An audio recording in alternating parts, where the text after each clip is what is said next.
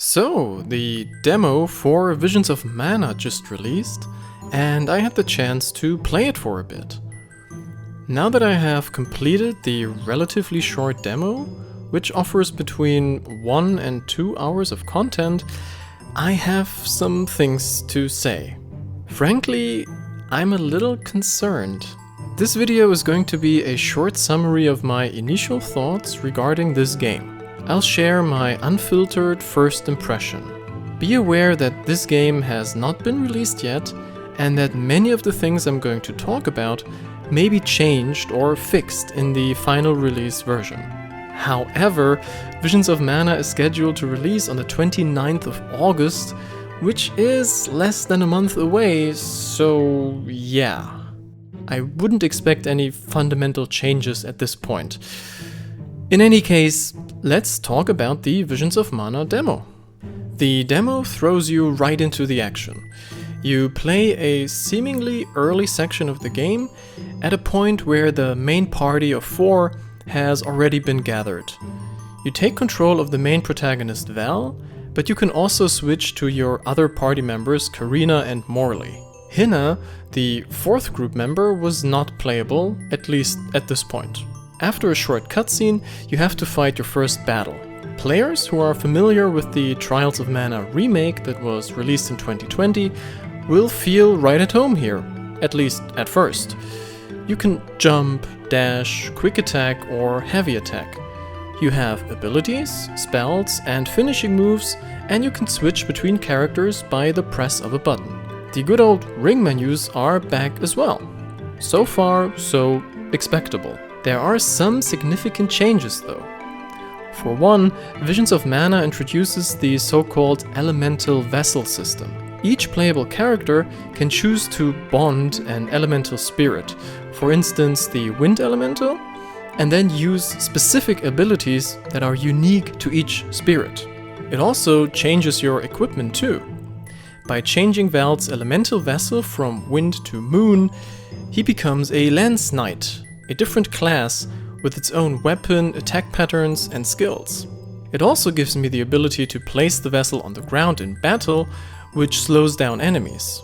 Elemental vessels also determine what kind of finishing moves you can perform. Enemies, on the other hand, have various elemental affinities. Some are weak to wind, for example, whereas others are more affected by physical attacks. So, switching between classes and elemental vessels seems to be a core mechanic of the game. I like this idea. Having to find the right element to expose an enemy's weakness by switching between classes and trying out different strategies could be a fun game loop in the main game. It will definitely require players to experiment a bit, which could lead to interesting combat situations. Still, I have my gripes with the combat in this demo. It all felt a bit floaty in a way that I didn't expect. In the Trials of Mana remake, combat was tight and precise. Here, I often felt like I should reach the enemy with my sword, but then I didn't. It also felt a bit slower and clunky in a way, which has me worried quite a bit for the main game. Then there's the exploration. A huge part of why I loved Trials of Mana so much was the fact that exploration felt rewarding. This was achieved by great level design that came in the form of relatively linear areas that always branched out into optional side areas where there was stuff to find. It just felt great to explore an area, do all the optional side content, and then kind of mentally checking that area from my list. In Visions of Mana, this no longer seems to be the case. Instead of linear but branching levels, we now have open areas.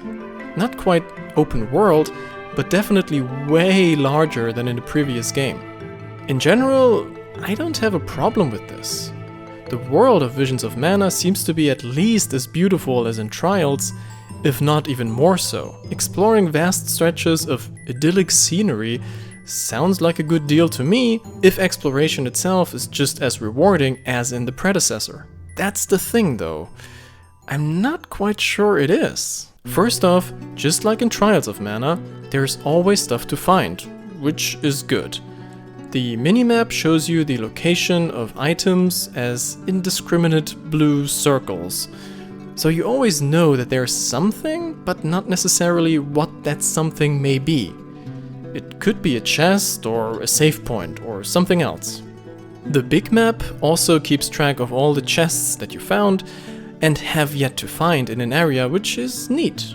I am fond of this system. It encourages exploration and prevents me from running around aimlessly at the same time. By keeping it vague what may be hidden behind a blue dot on the map, there's always an element of surprise. I also like that the game seems to put a focus on platforming challenges. Every now and again you will find collectible items called Gizli Syrup scattered around the world. Often they are placed on rooftops or in the middle of the air, requiring you to find a way up. These little challenges keep things fresh.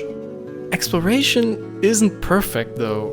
There are quite a few problems that could turn into major annoyances in the main game. Right at the beginning of the second area, I found my first invisible wall.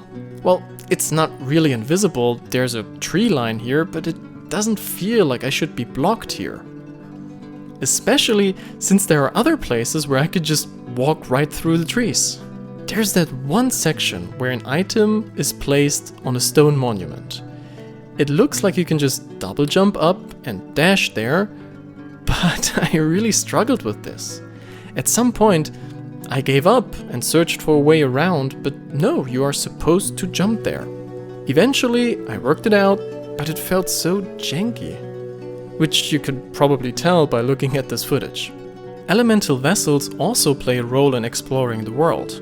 You can use the lunar elemental to slow down time, for instance, which helps to traverse a river of ice-cold water.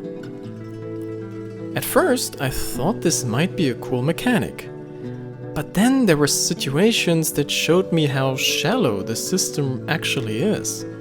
Like there's a chest that you can only open by using that moon elemental. The chest is empty, and you use the elemental to reverse time to a state where the chest was still unopened. This moment felt so unnecessary and simply like a time stretcher. Or you can use the wind elemental to create an updraft to reach new places. But one updraft only leads to exactly one chest. There's nothing else there.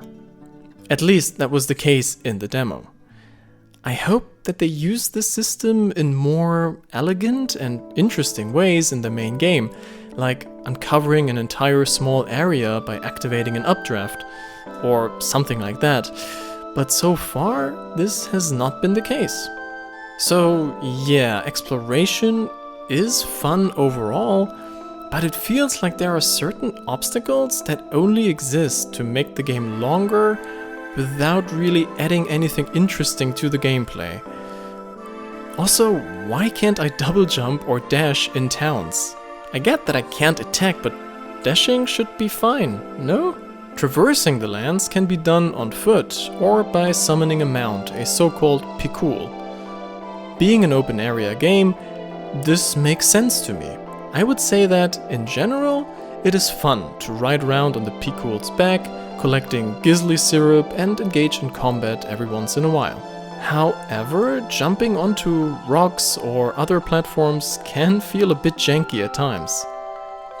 Also, in order to dismount, you have to hold a button for a few seconds. And when you summon the mount again, it takes a few seconds as well. That was annoying. I wish I could simply press a button and then swiftly mount and dismount my pikul. Because you do that quite often. For every battle you have to dismount and then mount again, so waiting for a few seconds can turn into like a major time sink in the main game. We also need to talk about story and presentation for a bit. One thing I truly loved about Trials of Mana was the fact that this game seemed to be aware of its lacking narrative quality. That game wasn't about the story, and it knew that full well. Cutscenes were generally on the shorter side, there wasn't an overabundance of dialogue, and the game fully focused on its amazing gameplay. I feel like Visions of Mana might go into a very different direction here. It may be due to the fact that the demo takes place in the early game and there is still a lot of exposition to do, but I felt like I had a cutscene like every 5 seconds. Out in the field, the characters can't seem to shut up as well. There's constant talking and the writing isn't particularly interesting or well done. I hope I'm wrong with this, but I feel like Visions of Mana could go into a very tropey, very talkative anime direction that I really wouldn't want to see in a game of that series. Not that the writing in Trials was super deep or intriguing, but it stayed in the background, whereas here, it jumps into your face like all the time. So that's pretty much it at this point. I feel quite conflicted about this demo. I like the art style, the music is promising, even though I haven't heard any bangers like in Trials yet. The one boss fight was cool, and the skill system, that is designed around elemental vessels, could lead to some interesting experimentation with the classes and abilities. Still, I have my concerns in regards to the open area design, the janky controls in the field and especially during combat, and the overall presentation, story, and dialogue writing. On top of that, the game's performance, at least in the cutscenes for some reason, was abysmal on my gaming PC. So yeah, I'm not super hyped for this anymore. When I heard that Square put another developer in charge of this game instead of the people who worked on Trials, this seed of skepticism was planted. This demo kind of confirmed my fears. I hope I'm wrong and everything turns out to be great, and there is a lot of potential here, but I remain doubtful until the final release of the game. This was a bit of a spontaneous video as the demo for this game was released just last night, and I just wanted to share my initial thoughts. I hope you liked it. Definitely check out the demo yourself. In any case, thank you for watching and I see you in the next video. Goodbye!